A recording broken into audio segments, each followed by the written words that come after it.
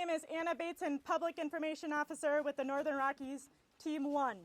Welcome to the West Lolo Complex Community Meeting for Sunday, July 18th, 2021. Thank you for joining us tonight. We will have this recorded on our West Lolo Complex YouTube page and also our Facebook page to watch later. We're going to move into the agenda right away. We're going to start off this evening with opening comments from the Ninemile Ranger District, Eric Tomasic. And then we're going to move into comments and into Chief Frenchtown Fire Chief Joe Callan. And then we're going to move to Missoula County Sheriff Sergeant Scott King. After that, we'll have a smoke outlook update from the resource advisor Jill Webster. After that, followed by the air resource advisor, we'll move into a weather update from Shane Egan. And then we'll hear from fire behavior analyst Luwen Hollingsworth. And then from there, Andy Huntsberger will give today's operation update and the plan for tomorrow. And then we will give Granite Pass Complex and Anderson Hill Fire folks will have an opportunity to present an update. And then if there's any questions, we'll do a question and answer. And then we will hear from our incident commander, Mike Gokachia. So with that, I'll pass it off to Eric. Thank you. Welcome everybody. Thank you for coming in tonight to get some information. We've had an early start to what's looking like a substantial fire season. Fuel moistures are low, it's dry out there, and resources are already spread thin, locally, statewide, and nationally. That lightning bust came through a week and a half or so ago, started a bunch of fires. Most of those got put out with IA. All of them did not get caught when extended. We were lucky to get an incident management team in here who has done a tremendous job in setting us up for success, along with the firefighters on the ground.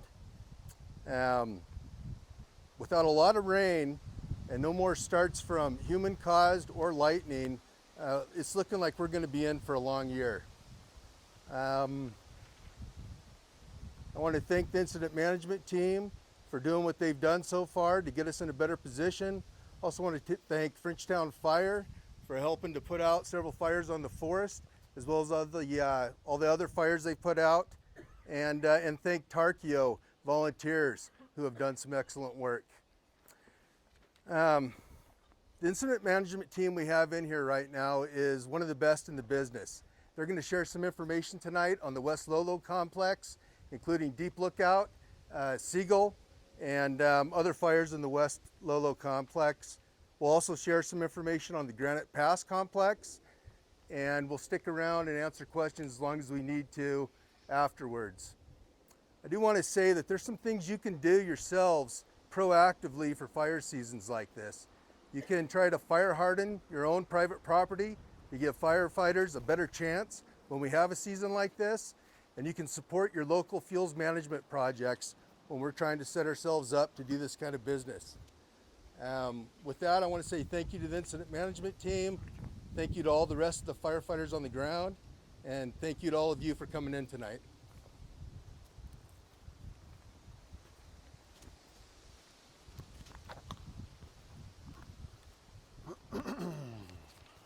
Good evening, everyone. Joe Callan, am I on the mark? Excellent. Joe Callan, Frenchtown Fire Chief down there. Thanks for everybody for coming up here. Thanks to Ninemile for hosting. And I want to especially thank the team that's here. This is pretty complex when you get in a complex. There's a reason it's called complex, and they're managing a lot of developing priorities daily, trying to manage those, trying to address them, trying to reprioritize. They've done an outstanding job in my mind from what we're seeing day to day on that. And then the boots on the ground and the aircraft, the resources that they've been able to put at these fires have been pretty good. I'm here. So the West Lolo Complex, they've got, and you're going to hear more about this. There's plenty of fires that they're dealing with. Not to be selfish, but I'm here looking at the Deep Lookout Mountain, which if you live up in the 9 Mile Valley, have probably seen it over. And with that, I'll ask real quick. I know there's some from outside the 9 Mile Valley. Is there anybody is everybody here pretty much 6 Mile, 9 Mile? Besides the ones that I do know? Okay. So again, I want to thank that team. We've been working with them off and on here for this fire over the last week or so, as long as they've been here. Hadn't had to have a lot of contact with them because they've been doing an outstanding job on the other side of the ridge. And then when it did slop over there, they're doing a good job. If you are up in the 9 Mile Valley, you've seen us. Probably the last couple of days, you've probably seen some Frenchtown apparatus. Just to let you know what we've got going on and why we're there. We don't want to freak anybody out. It did a couple times. We pulled into a driveway and people were a little panicked because they're looking at the fire up there. But they probably saw all the bombers that they had going on there as well, and the aircraft, and maybe not an idea of how many boots on the ground they actually did have up there and still do, working on that. So what we're doing is just kind of looking at the properties, looking at the structures, taking a look at how things, like the ranger said, how things are hardened, what your property is looking like. We're no different than anywhere else in this nation where we're stressed for resources.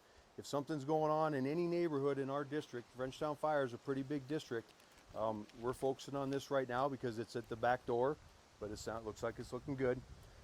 We're just looking at what might need to happen at individual parcels and individual structures. Doing it now when we have a little bit of breathing room. We're spending some time there. It's not in any way trying to invade anyone's privacy. We don't have to go into the houses. We're not looking to do that. We're just looking at what is around you and what your houses and your structures look like. We take notes, we take some pictures, we build it, we're sharing it with the team. In case something does happen, we'll work closely with them. But that's what we're up there doing. We're also looking at water supplies, refreshing our maps and our notes that we have pretty much up there. Anywhere that there's a driveway or a bridge crossing 9 Mile Creek, we're probably going to be looking at, and we may be using that. We're not necessarily going behind any closed gates when we're looking at things. Again, trying to get as much intel as we can. So that's what Frenchtown's doing. When we're doing this kind of quick run through, and I've got some handouts, fire-wise, there's a lot of material out that you can get your hands on that is kind of, that shows what we're looking at. That's our first snapshot, is what is defendable. We're going to have to make some hard decisions if and when this ever happens in our district. We have to make some hard and very quick decisions. We're trying to get ahead of that to help us. But that's how you can help. If we see properties that are prepared, that there's some effort on it, it makes us feel a little bit better on what we're going to be trying to do. No guarantees, never is, but we're going to try to do what we can do. Access to water is going to be good. Preparing stuff, hoses out if you can do that. That's all really good stuff that we're looking for. Last thing, and you'll probably hear another plug. I think Sheriff's Department is after me. You'll hear another plug probably for Smart 911. If you guys have not signed up for that, I encourage you to at least review it and take a look. That's going to give you immediate emergency alerts if something were to happen. Sheriff's Department is doing a lot of work in looking at evacuations, plans, if it has to happen. But we all know if chaos starts happening, chaos is going to happen. And if we can get pre-plans, if you guys can get a few more minutes extra advance notice, that's what Smart 911 is about in this scenario. It also does help us if putting wildland fires aside. It'll help us as responders if we ever have to come to your house for any reason. You can take a look at that, smart911.com. Just take a look and see what it's about. Very secure, but it provides some invaluable information to us and invaluable information to you all in the case of an emergency. With that, I don't know if we'll do questions later. If anybody has any questions for me now. All right, thank you very much. I do have some fire-wise stuff if anybody's interested. If you're interested in us looking specifically at your home, back in the mark, looking at your home in particular, give us a call at the station or I'll get your name after this. Thank you.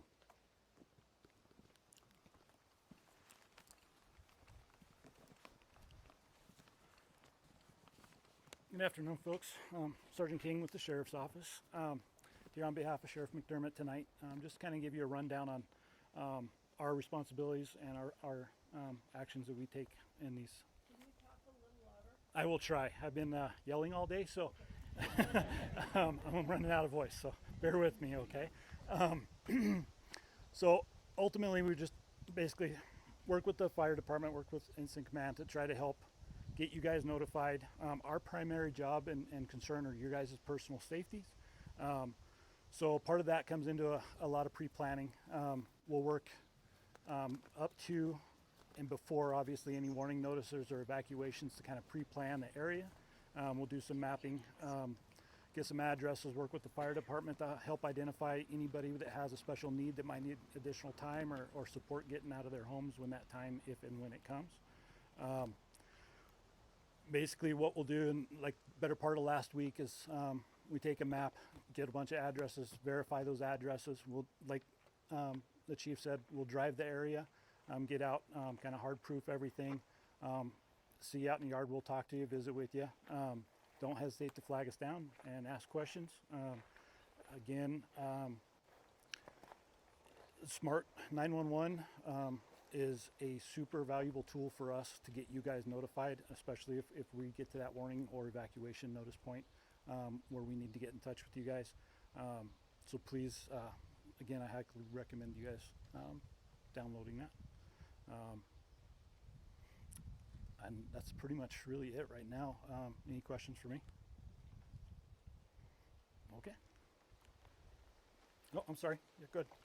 Are you limiting the amount of campers that are going up 9 Mile? From the sheriff's office point of view, no, we're not. That kind of ends up, I believe, falls into the jurisdiction of Forest Service and what they decide to allow for getting up in there. Are they going to do that? I don't know. I'd quickly answer that, although I think we're going to break out later.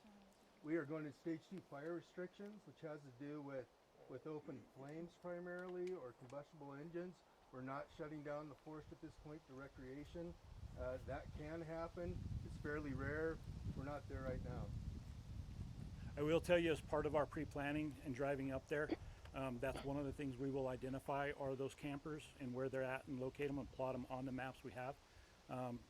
We did this last week by driving up there and located at least 8 different campers that were not on actual addresses, so that we could at least notify them or find them if that time came. So that part of it is we're trying to at least identify those folks. So, okay.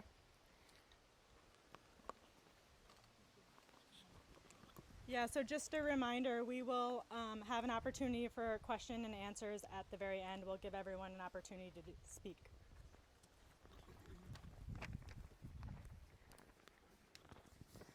Good evening. My name is Jill Webster, and I'm here serving as an Air Resource Advisor. And I'm here to provide you all a daily smoke outlook, which is based on something called the Air Quality Index, which essentially is a measure of how healthy or unhealthy the air quality is going to be for that day. And if the fires burning on the Lolo were the only fires that we had around, things would be a lot different and, quite honestly, a lot more simple. But as you know, there's a lot of fires burning out west, and that smoke is heading west. So it's coming in our direction as well. And so each morning when I get up to do the smoke outlook, I look at several things. I look at what the monitors around the area are reading. I listen to what the incident meteorologist is saying about that day. I listen to the fire behavior analyst and what they're saying about that day. And I also look at about 5 different smoke models.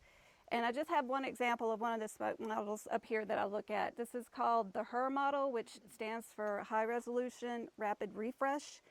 And if we were sitting at a computer screen, this would be animated and we could see these colors moving around. So basically, this is an image of the estimated near surface smoke. And the more purple, orange, red the color, the higher the concentration of smoke. And so as you can see, if you can see the state lines here, at 7 o'clock this morning, it was showing a lot of smoke over central Idaho and basically across the entire central part of the state, as well as California and Oregon. And looking at it 5 o'clock this evening, what the predicted movement of all that smoke would be, you see that it's kind of tracking this southwesterly, westerly movement. So that means that everything that we're seeing burning in Oregon and California and Idaho is eventually moving into western Montana. Now, a lot of that smoke stays aloft, but a lot of it doesn't stay aloft, especially the fires that are burning here in the Panhandle. That smoke is moving into the western part of the state. And so the outlook that I present every morning takes this into consideration, all this smoke that's coming in. And as District Ranger Tomasic just said, this is going to be a long season. We expect to have a lot of really poor air quality days ahead of us. So I'd encourage you all to think about things that you can do to reduce your exposure. And basically, exposure to smoke is how much you're breathing in and for how long. And I have some information that I can pass out to those of you that are interested in ways that you can make some simple changes to reduce your exposure, because like we said, it's going to be a long season and we want you to stay well. And just as another illustrative thing to look at, this is a snapshot of the satellite this afternoon. I think this was around 4:20 before we left to come here. You can see the smoke coming off of the bootleg fire. A lot of the smoke stays aloft, but eventually it does mix down. And you can see some of the fires that are getting active in the afternoon in Idaho and the Panhandle, and it's moving in our direction. So unfortunately, like I said, we're going to be dealing with smoke. Please talk louder. You're really talking to yourself. Oh, I'm sorry. Sorry about that. So if you look at this map, the gray here represents smoke. The white is clouds. And you probably can't see the state lines, but this is Washington, Oregon, California, and Montana. So if you look at the track of all this gray stuff on the map, it's moving in that from the southwesterly west direction. So the smoke is headed our way, and we're going to be dealing with smoke from all of these fires burning west of us probably for a long time. And again, I have some information that I'll pass out after the meeting with some recommendations of things that you can do to reduce your exposure to smoke, because it's going to be with us for a while and we're going to have some poor air quality days ahead of us. Thank you.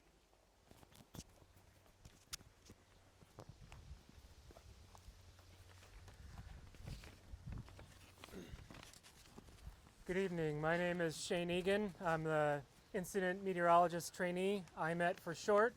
I'm a National Weather Service forecaster out of the Rapid City, South Dakota office. Lovely to be out here with you all. You've all been very gracious and I appreciate it.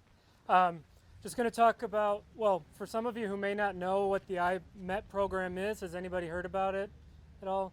Just a quick thing. So we're just a group of Weather Service meteorologists that deploy to wildfires to help the incident management team with weather support. So our mission is providing timely, accurate weather to them so that the firefighters are safe and they can get make progress in their ultimate mission. So I'll talk to you a couple things about the weather that we're seeing on the fire.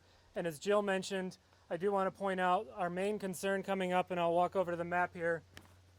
All of these clouds right here, that's the monsoonal moisture that's coming up this way. So here's Washington, Idaho, Montana, we're in this area, Nevada, Utah. That's all slowly working its way up here. And for a lot of you live out here, you know, monsoon means thunderstorms in the summer. So that's what we're looking at in the next couple days. In fact, we do have a red flag warning in effect for tomorrow for the fire area, primarily for those thunderstorms. We're going to see dry thunderstorms with lightning and what we call virga showers. It's basically a rain shower that falls into very dry air, evaporates, and shoots out wind without a lot of precipitation reaching the ground. Yeah. I may have to go home after this, huh? So again, gusty, erratic outflow winds with any of those storms and showers. There will be some lightning in the area. Coverage will be pretty isolated, so that's one of the challenges with this forecast, is not every place is going to see lightning.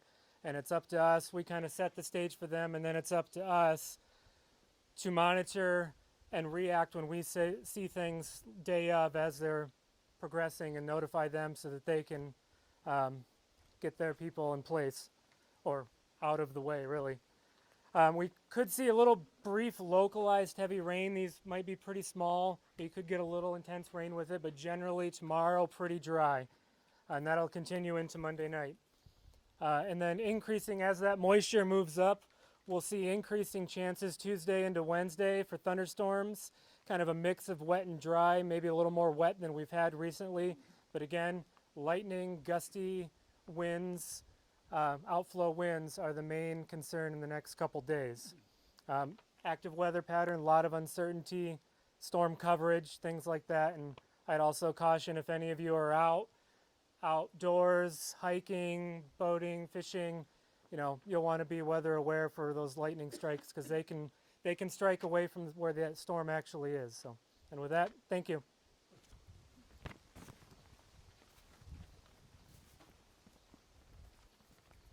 Good evening, Lowen Hollingsworth, long-term fire analyst.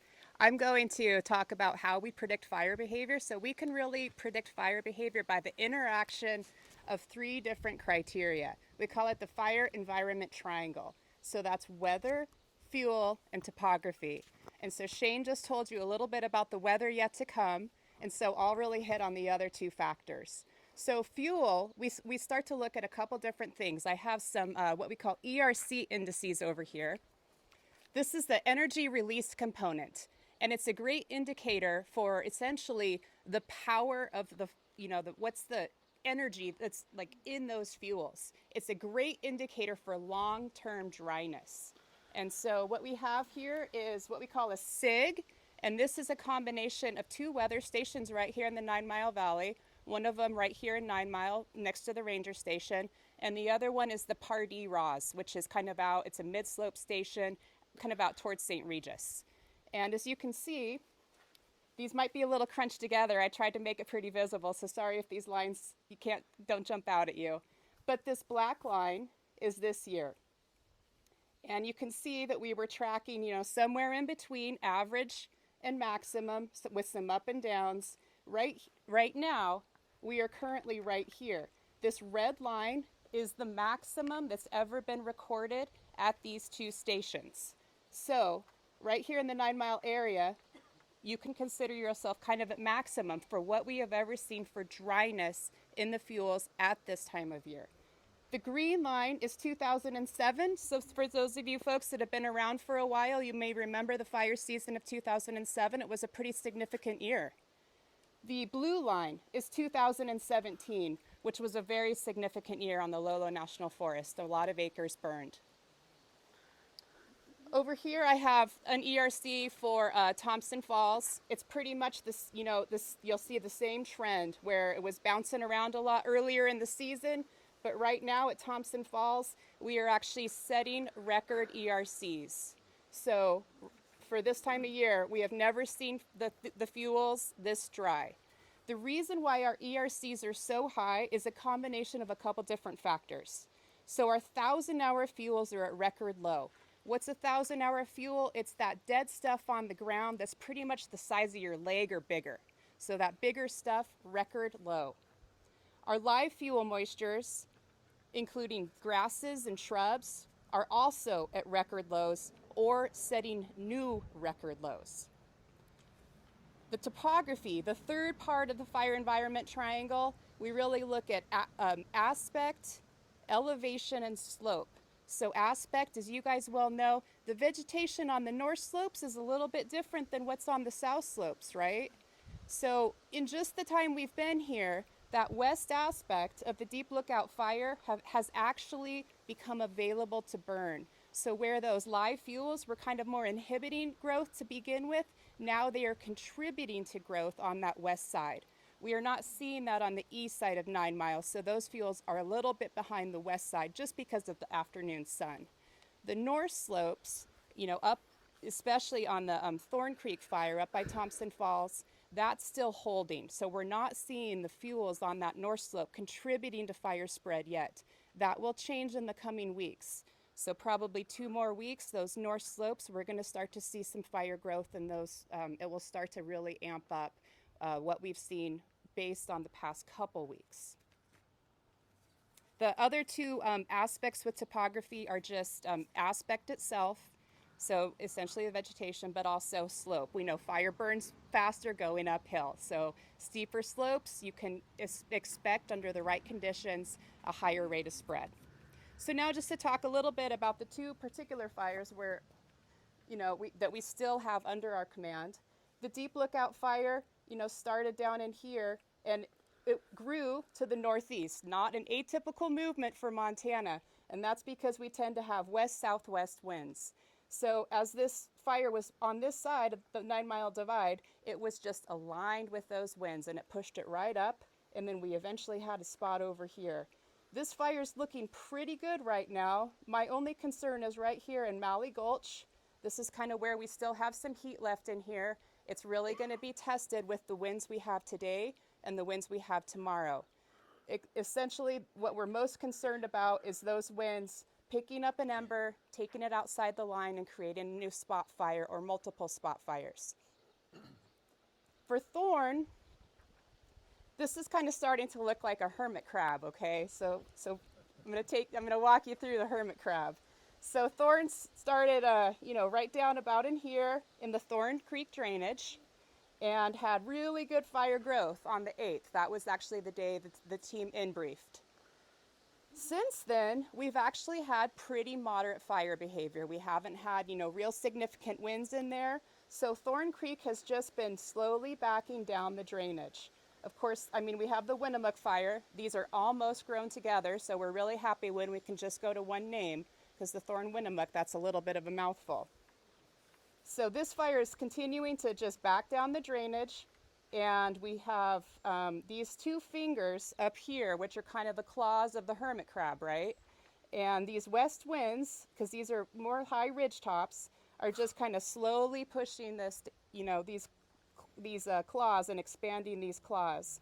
We're not seeing growth into these two bowls here, just because of how the wind really eddies on the backside. It's just a cliff edge in there, and so it's really not aligned with the wind. The wind's not really going to push it. But what we're really waiting for with both of these fires, and this is really common in Montana, we're waiting for that next significant weather event.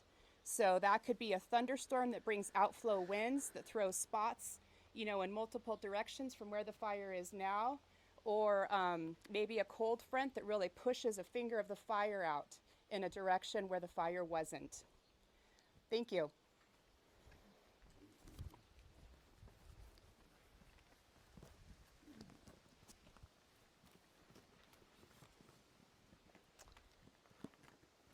How are we doing here, Mark?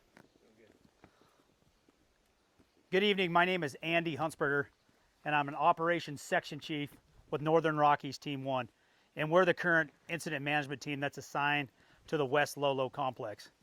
So a couple things I just want to talk about before I address the fires. Once again, I'm only going to speak to the fires that are assigned to us.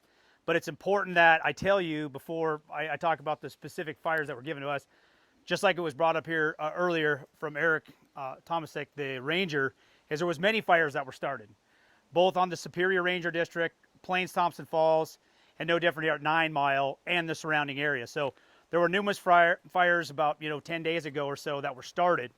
So when that occurs, we go through a process of triage. We have to decide, at that time the districts decided what are the most high priority fires. So what are the ones closest to values at risk? What are the ones closest to communities? And what are those fires that we're going to be successful with if we take initial attack response with them? Because being successful is important to us, and it should be important to you, because when we allocate resources, we want to be successful. So when we go through that process, that's what we did. And they were very successful. They caught a lot of the fires. However, there's only so many resources and so much time. And when you have, conditions like we're speaking to, and I think, a lot of you have lived here, when we're in these type of conditions in mid-July, this isn't normal. I'm from Northwest Montana. We're, and this is my opinion, we're 3 to 4 weeks ahead of schedule. This is the type of stuff we start seeing mid to late August. So that's just going to give us that much more fire season ahead of us. That's what happens on these really dry years. And as Shane pointed out, we may get a little shot of moisture, not a lot, but we have potential for more lightning. So, I think we got a long summer ahead of us, but I want to, at the same time speak to some of the successes that we're dealing with now and some of the challenges ahead.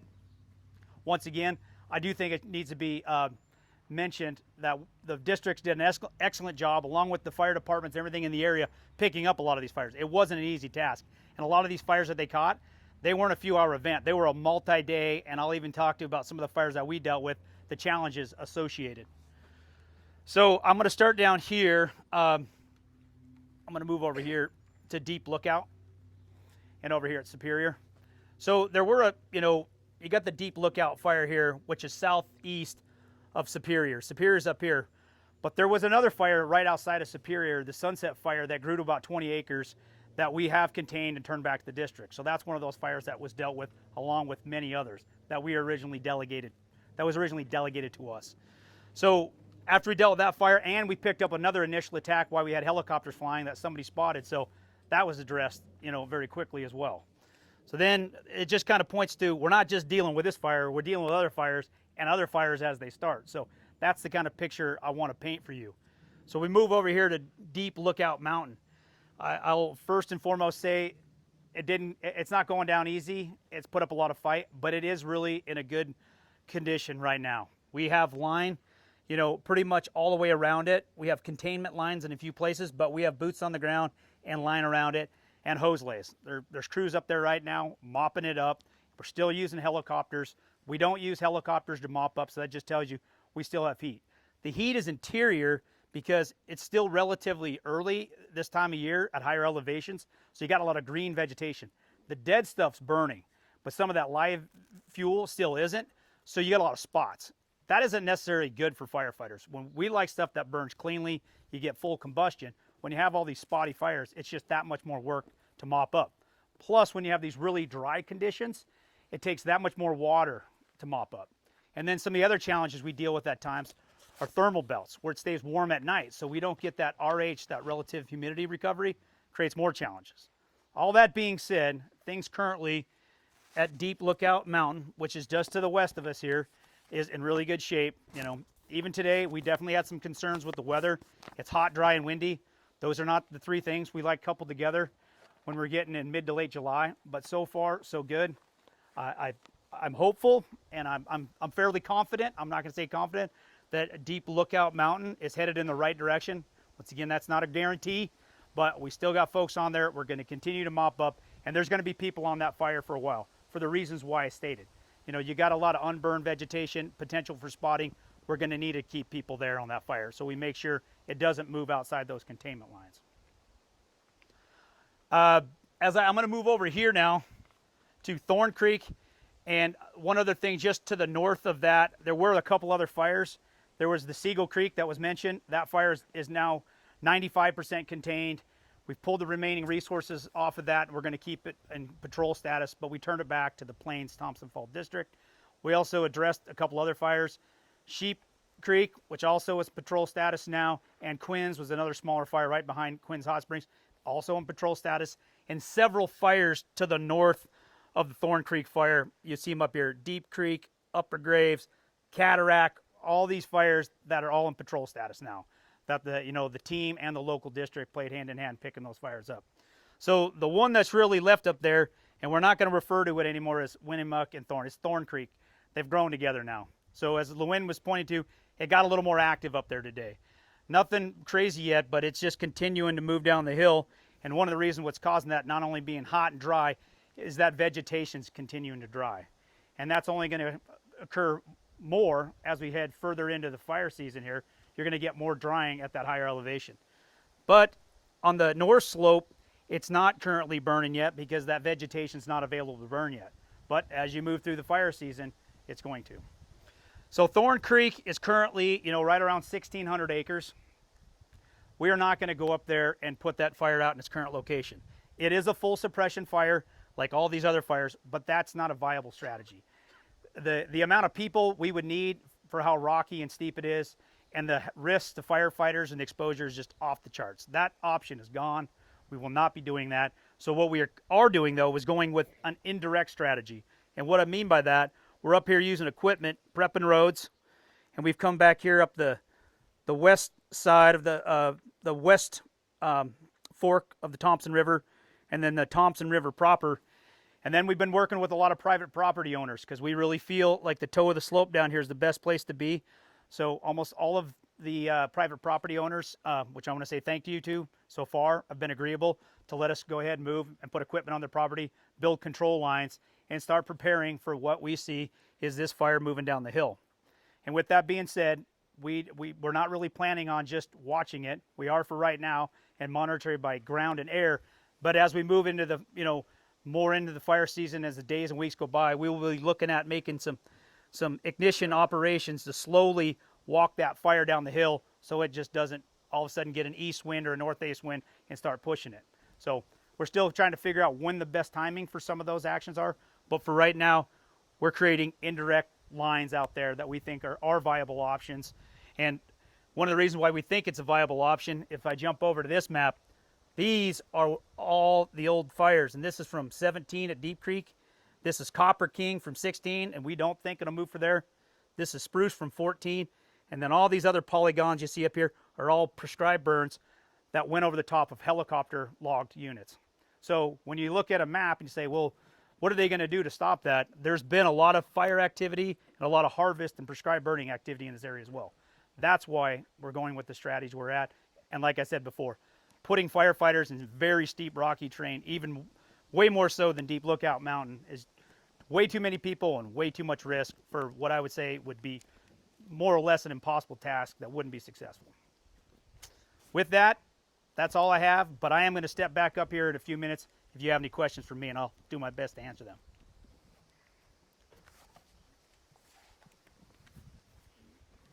You want this? Here you go. I want a pen. My name's Eric Newell, Anderson Hill, IC. Anybody here from the Anderson area? 30, 35 miles due east of Missoula? No? Then I'll give you the down and dirty. How's that?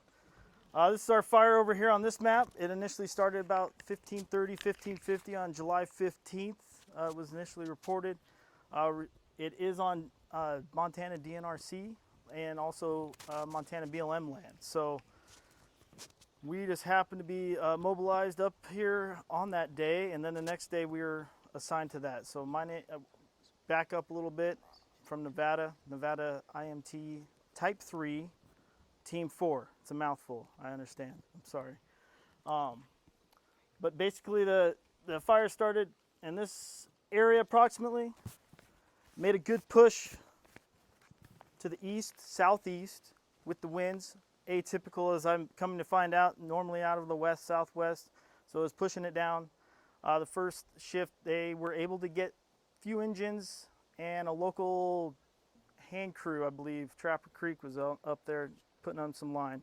The following day, when we were shadowing and trying to assess it, basically it created that extra. Total acreage is about 650 acres currently, and we're holding it more or less where it's at. Minimal growth. As been mentioned, you might hear resources are at a premium. So thankfully we've been able to use a lot of retardant, and now we're just using some more mechanics, the dozers, and 2 hand crews and 2 engines. So that's what we're holding down the fort. So we'll see how we do. Lightning is coming with those gusty outflows. That's one of the challenges with the winds. You get a single tree or a group torch, all the fuels are available. So, but we've been knocking them down with some good success. End of report. Question. Is this the fire near Garnet? Yes, Garnet Ghost Town. Minimal impact to that so far, from what we can tell.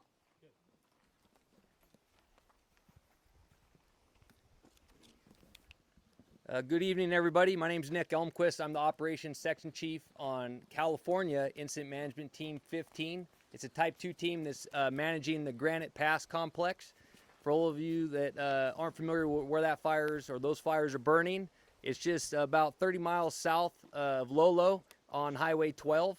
It was a group of 4 fires that started on that same lightning bust that was spoken about earlier on July 7th. Kind of like these other fires, it made its most significant run on July 8th in the same direction, like they were saying, kind of to the northeast. They were all pretty remote fires. As they continue to grow since the July 8th run, they're getting closer and closer to Highway 12. There was a Type 3 organization that was put together from the local forest, the Lolo National Forest, and they've done a great job of setting some priorities, working with the research center and the folks out of Missoula to make some really quality maps. Our team showed up 2 days ago and was in brief that night, and then we took over the fire this morning at 0600.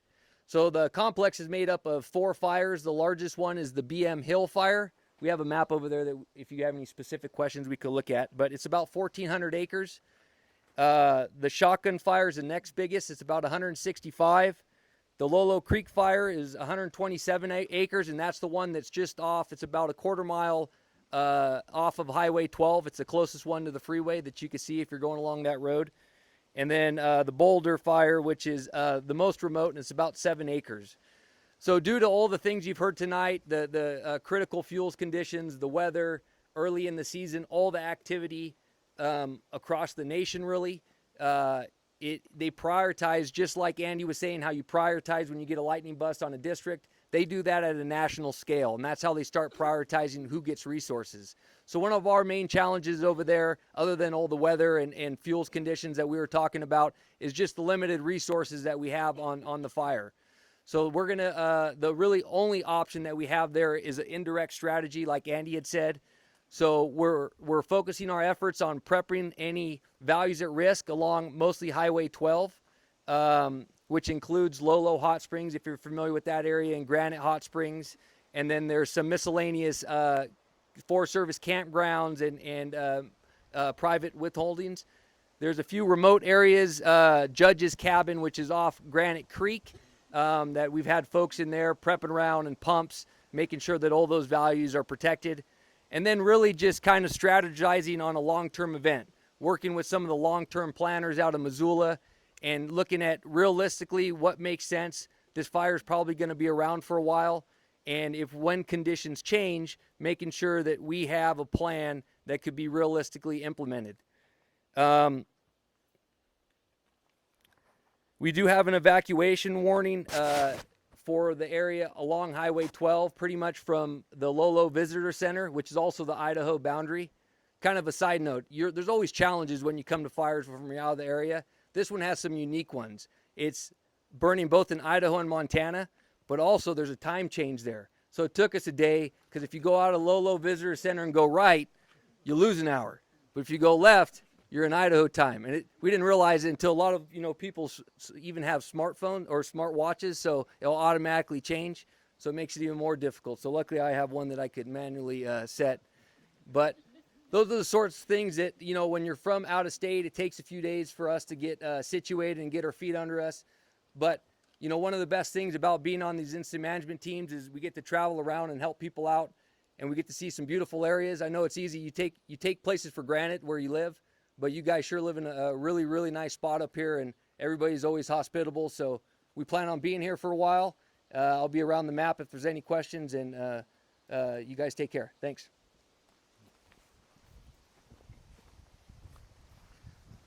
Hi, I'm not part of their program. Some of you may know me. I'm Denley Logie, your state representative from this area. But I just wanted to say we had a fire or lightning event that came through 10 days ago. One of the fires was 3 miles from my house, one was 8 miles from my house, and one was about 12 miles. And you have to really give praise to the locals. The local Forest Service and the local fire department stepped up. And also with the Forest Service, internally, they brought in a team, the Type 1 team, and that made the resources available to help get that work done. And that was some really fast thinking. A lot of times the Forest Service gets picked on. They want to let the fire burn. They want to make money. This team does not want to do that. They want to put the fires out. And the number of lightning strikes that hit the area it was, I think Eric said it was about 15 that hit the Superior Ranger District. 9 Mile got spared a little bit, but the Plains area got hit fairly hard. But I think you want to just praise these people for what they're doing, and they're aggressive. They're wanting to put the fires out. And evacuation plans, I remember I worked in 2000 going out doing evacuation plans. If somebody comes to your door, they want to know about the propane tank. They want to know if there are animals around, dogs in the house. Give them the information. They're not trying to nose in on your privacy, but they're trying to help with the plan down the road. And those are the little things that you don't think about, but they have a job to do, or some citizen like myself would be going out and helping gather that information for them. So I think it's really important to give them all the help that you can. And another thing about this team is they're so open with the information. Having meetings like this, they put things on the website. They tell you just exactly how the fire's growing. They let you know how they're coming. If the wind takes the fire away, well, that's something out of their control. But they're trying to be very aggressive and work hard. And I think, you know, they deserve a big hand for what they're doing. And we're not out of the fire season for probably, I suppose we got 2 months at least. So no, there could be a lot more to come, but they are working hard, and I think we need to work back with them and give them a big thank you. And thank you.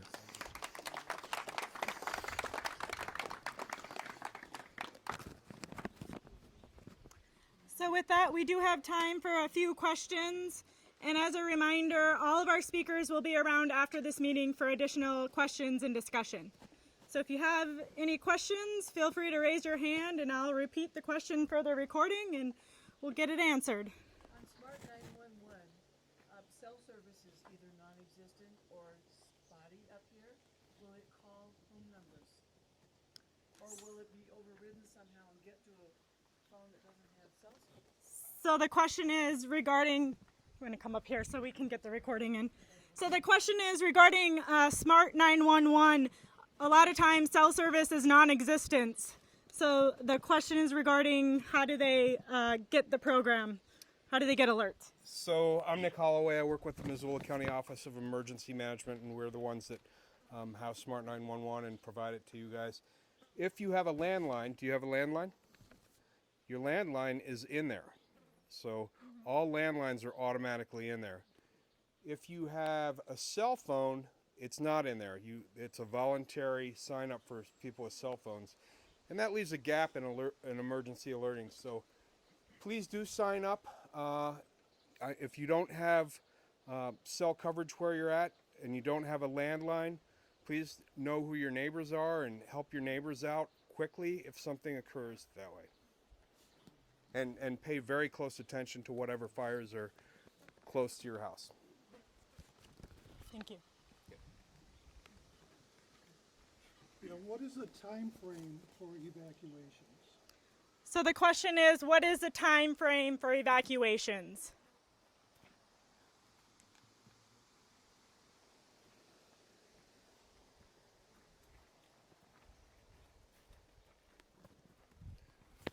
Hello everyone, my name is Rob Taylor. I'm the liaison officer for Northern Rockies Team 1. And then I'm going to do this. I'm also the patrol captain for the Missoula County Sheriff's Office. So, yeah, that's my day job. So, you heard from Lowen here earlier. One of her jobs as a long-term analyst is to help the team in discussions with the local evacuation authority, being the Sheriff's Office in this state, develop what we call management action points.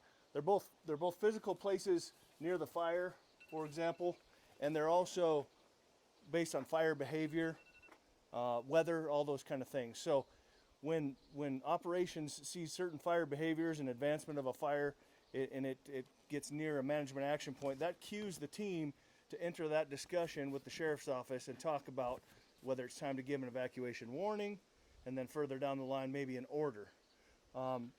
Before all that happens, though, that pre-discussion about management action points is really dependent upon the capabilities of each individual Sheriff's Office. As you can imagine, Missoula County, has a few more deputies than a lot of the surrounding counties, but also has a few more people to serve. So we generally can bring to bear a few more resources at one time, and therefore we'll tell Lowen something like I'll just pull a number out. We'll say in this particular fire, a 12-hour lead time, approximately a 12-hour lead time. In another county or another situation in Missoula County, we might need 18 hours to bring to bear the right resources because of the nature of how the houses are spread out. So there's no real kind of one size fits all answer for that, but just know that it's being discussed.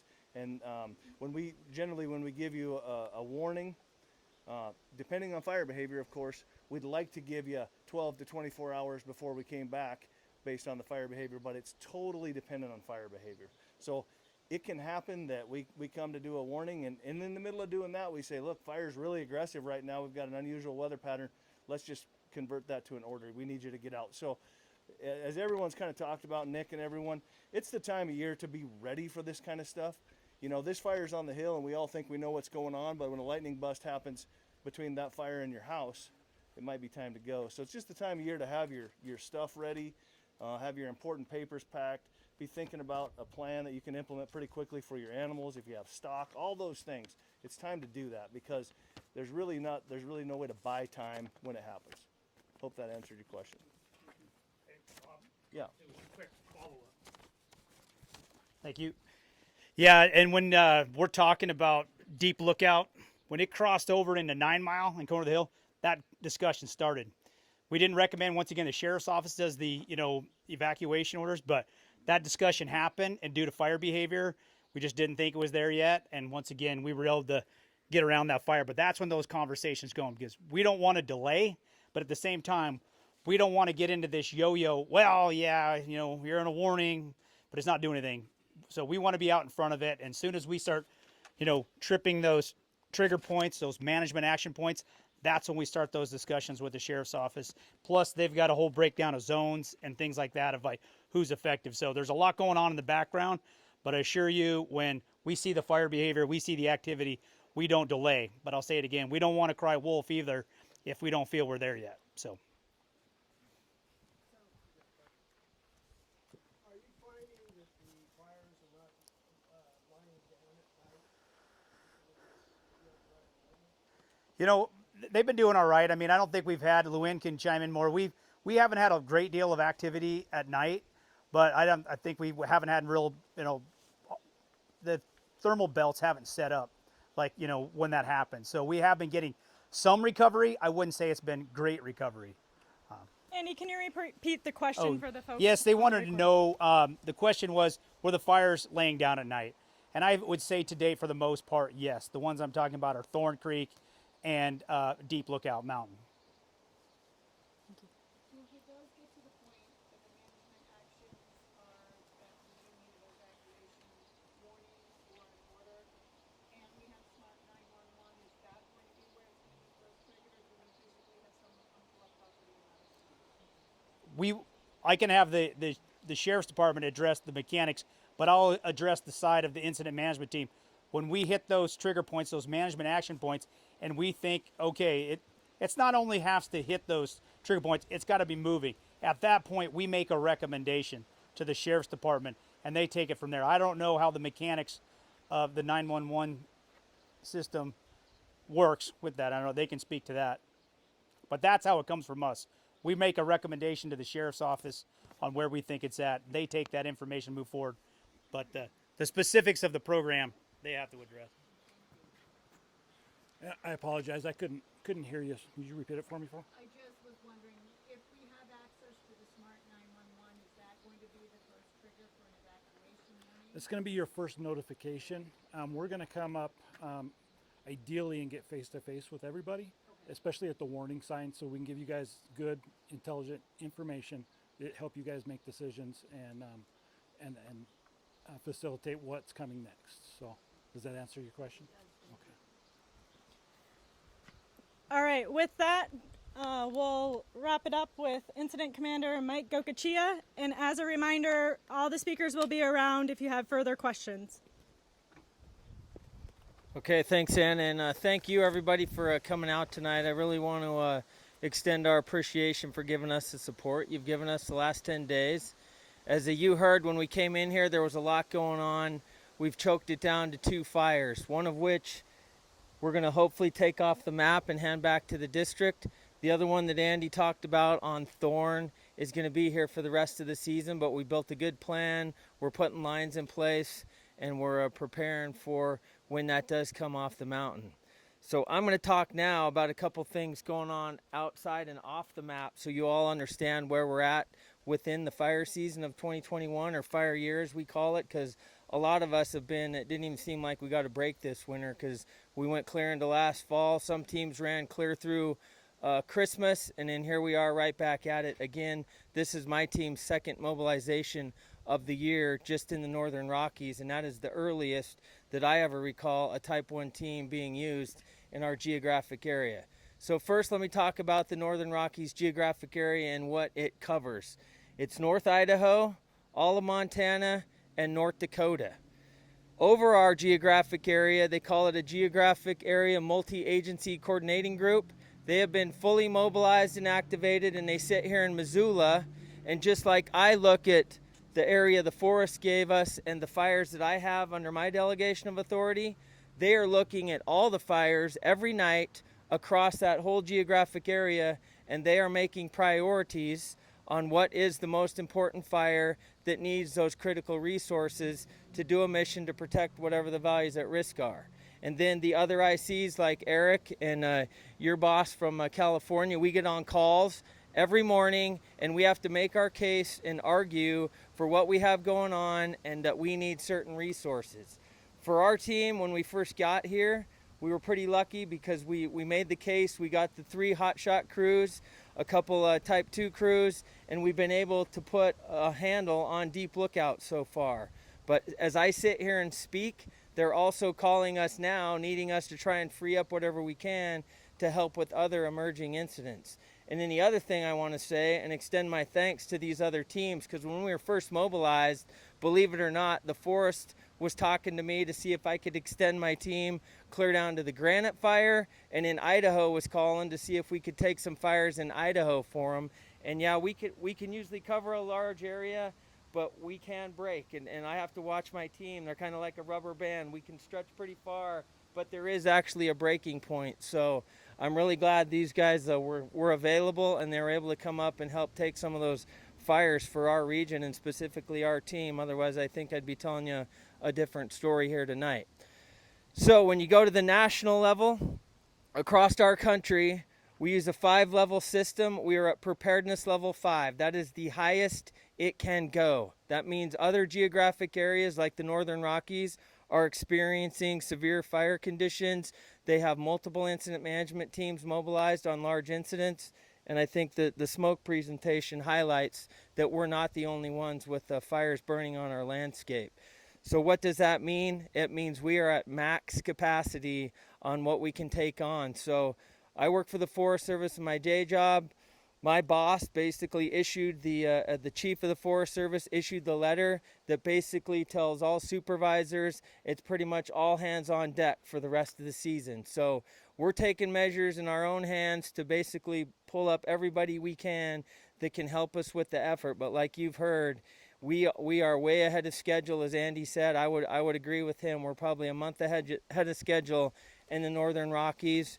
And who knows, until we get that season slowing event, either sometimes it can come in August, other times it's September, and in other years it can go clear to October. So that all remains to be seen, but we are here to help. Those other teams are here to help, and we will be, I'm sure, here probably looking and talking to you folks again. I hope not down here in the 9 Mile Valley, and I hope at the end of the year we can talk about what a great save Deep Lookout was for all of you, but I make no promises because, as Andy said, and you heard the weather folks say, and I'll actually put them on waivers for that information they shared and try to get some folks that can talk about rain, but any new lightning is going to cause us problems. I'm just going to say it right now, and it could easily change our priorities to having to run over here and help Eric or help Superior or help Plains, why our team is around here. So keep that in mind, but why we're here to help. And then as soon as we go down, we get a few days off, we'll be right back in the system ready to be remobilized and help wherever we're called to go help. So with that, I just want to thank you again for all your support. There's a ton of hard work going on the hill up there, and it's just nice to to hear the thanks and appreciation from all of you, because our job is to pass it on to those folks that are on the ground doing that hard work every day, day in and day out, and risking everything they have to protect what's important to all of you. And we know there's a lot of stuff up there that's important and a lot of stuff down here that's important. So thank you.